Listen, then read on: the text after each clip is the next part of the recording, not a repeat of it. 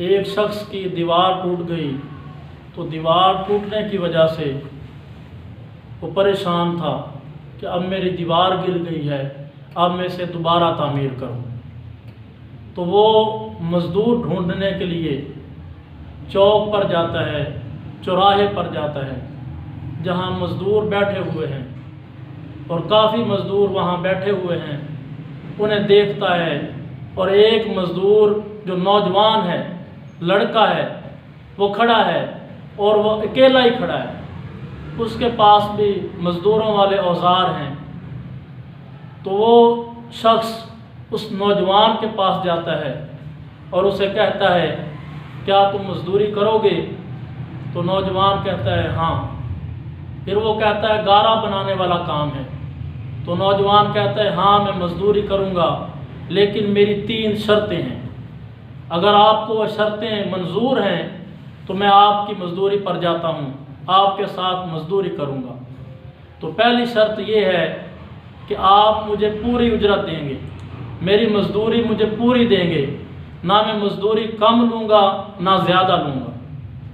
دوسری شرط یہ ہے کہ مجھے میری طاقت کے مطابق، میری صحت کے مطابق کام دیا جائے گا۔ تیسری شرط یہ ہے کہ جب نماز کا وقت ہوگا تو میں نماز جماعت کے ساتھ پڑھنے کے لیے جاؤں گا، مجھے روکا نہ جائے۔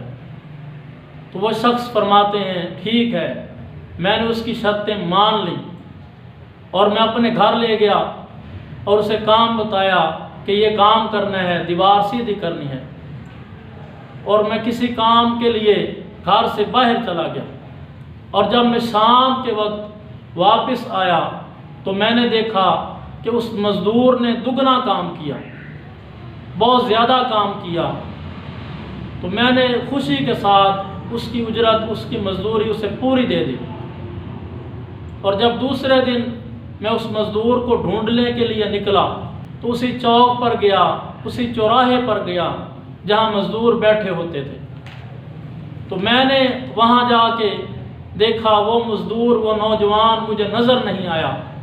تو پھر میں نے مزدوروں سے پوچھا کہ کل میں ایک نوجوان کو اپنے ساتھ لے کر گیا تھا، وہ مزدور کہاں ہیں؟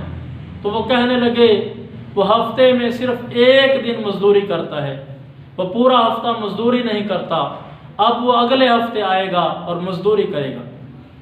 تو میں نے سمجھا کہ وہ بہت بڑا آدمی ہے، یہ اللہ کا ولی ہے۔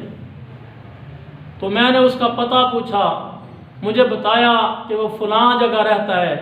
تو میں اس کے پاس گیا، وہ اکیلا تھا، تنہا تھا، اور اس وقت وہ بخار میں مبتلا تھا، بیمار تھا۔ تو میں نے کہا اے نوجوان، تو اجنبی ہے، اکیلا ہے، اور اب تو بیمار بھی ہے، تو مجھے اگر خدمت کا موقع دے، میرے گھر آ جائے تو میں تیری خدمت کر سکوں۔ تو اس نے انکار کر دیا۔ تو میں نے بار بار کہا، مسلسل اصرار کرنے پر وہ راضی ہو گیا، اور پھر اس نے کہا کہ میری شرط ہے، میری شرط یہ ہے کہ میں تمہارے گھر سے کچھ کھاؤں گا نہیں، اور مجھے تم کچھ کھلانا نہ۔ تو میں نے کہا ٹھیک ہے، مجھے یہ آپ کی شرط قبول ہے، منظور ہے۔ تو پھر وہ میرے گھر آ گیا، 3 دن رہا، اور بخار میں ہی رہا، نہ اس نے کوئی چیز کھائی نہ پی، اور نہ ہی کوئی چیز مجھ سے مانگی۔ اور جب 4تھا دن آیا تو اس کی بخار کی شدت تھی، اس نے مجھے بلایا اور کہا کہ اب مجھے محسوس ہو رہا ہے کہ آخری وقت ہے، اب میں فوت ہو جاؤں گا۔ اور اس نے کہا جب میں فوت ہو جاؤں تو ایک رسی لینا، میرے گلے میں ڈالنا، اور مجھے گھسیٹتے ہوئے باہر لے جانا، اور اپنے گھر کے ارد گرد چکر لگانا، اور یہ آواز دینا، یہ صدا دینا، جو اللہ کی نافرمانی کرنے والے ہیں ان کا یہی حشر ہوتا ہے۔ اور کہا جب مجھے غسل کر لو تو انہی کپڑوں میں مجھے دفن کر دینا۔ اور اس نے ایک قرآن پاک اور ایک انگوٹھی دی، اور کہا کہ بغداد چلے جانا اور خلیفہ ہارون الرشید کو دینا، اور اسے میرا پیغام دینا کہ اللہ سے ڈرو، اللہ کا خوف اپنے دلوں میں پیدا کر لو، کہیں ایسا نہ ہو کہ نشے میں اور غفلت میں تمہیں موت آ جائے، پھر اس سے کچھ حاصل نہ ہوگا، صرف پچھتاوا ہی پچھتاوا ہوگا۔ جب اس نے اتنی بات کہی تو وہ فوت ہو گیا، اس کا دم نکل گیا۔ تو وہ شخص کہتا ہے میں اس کے مرنے پر رونے لگا اور کافی دیر تک میں بیٹھا رہا، اور پھر اس کی وصیت پر نہ چاہتے ہوئے بھی میں عمل کرنے لگا۔ میں نے ایک رسی لی، اسے اس کے گلے میں ڈالنے لگا تو مجھے دروازے سے، کمرے سے آواز آئی، کیا اللہ کے ولیوں کے ساتھ ایسا سلوک کیا جاتا ہے؟ کیا اللہ کے ولیوں کے ساتھ ایسا کیا جاتا ہے؟ یہ ایک اللہ کا ولی تھا، اللہ کا دوست تھا، اور دوست کے ساتھ ایسا معاملہ کیا جاتا ہے۔ تو مجھ پر لرزہ طاری ہو گیا، میں تھر تھر کانپنے لگا اور رونے لگا۔ پھر میں نے اس کے قدموں کا بوسہ لیا اور اس کو کفن اور دفن کیا، اور دفن کرنے کے بعد میں نے وہ قرآن پاک اور انگوٹھی لی اور بغداد کی طرف روانہ ہوا۔ اور جب بادشاہ کے محل میں پہنچا تو میں نے اندر جانے کی اجازت مانگی، تو داروغہ جو اس جگہ پہ بیٹھا ہوا تھا، پہرے دار، اس نے مجھے روک لیا اور اپنے پاس بٹھا لیا۔ میں نے ایک خط لکھا، اس پہ لکھا کہ میں فلاں جگہ سے آیا ہوں اور یہ آپ کی کچھ امانتیں ہیں۔ تو پھر بادشاہ نے مجھے بلایا، اور جب بادشاہ نے مجھے بلایا تو میں نے بادشاہ کو وہ قرآن پاک اور انگوٹھی دی۔ تو بادشاہ کہنے لگا یہ تمہیں کس نے دی ہے؟ اور میں نے کہا گارا بنانے والا مزدور تھا، اس مزدور نے دی ہے۔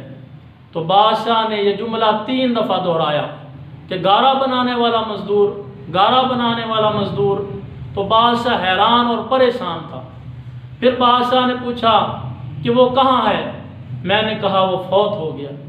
تو بادشاہ زار و قطار رونے لگا، اور یہاں تک کہ وہ بے ہوش ہو گیا، اور عصر کی نماز تک وہ بے ہوش رہا، اور میں بھی وہاں ہی پریشان بیٹھا رہا۔ جب بادشاہ کو کچھ افاقہ ہوا، ہوش اس نے سنبھالا، تو پھر اس نے پوچھا جب وہ فوت ہوا تھا تم اس کے پاس تھے؟ تو میں نے کہا ہاں میں اس کے پاس تھا۔ تو بادشاہ نے پوچھا اس نے اور کیا کہا تھا؟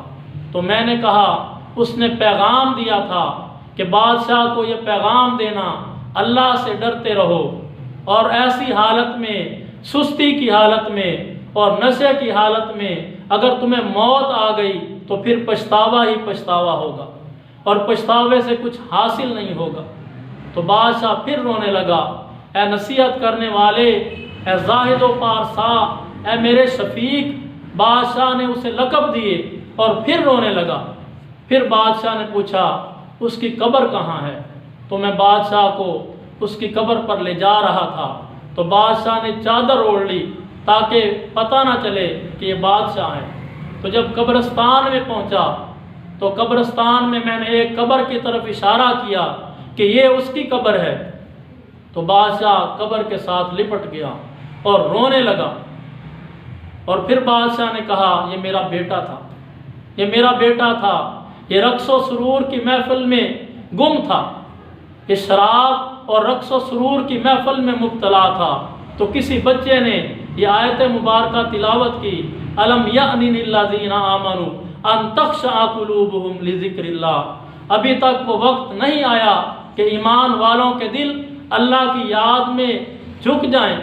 یہ آیت مبارکہ پڑھی تو اسی وقت اس نے ہر چیز کو چھوڑ دیا اور اللہ کی راہ میں چل دیا، اور کہنے لگا وہ وقت آ گیا ہے، وہ وقت آ گیا ہے، اور اپنے گھر سے باہر چلا گیا، اور ہمیں اس کی کوئی خبر نہ تھی۔ آج تو نے اس کی موت کی خبر دی ہے۔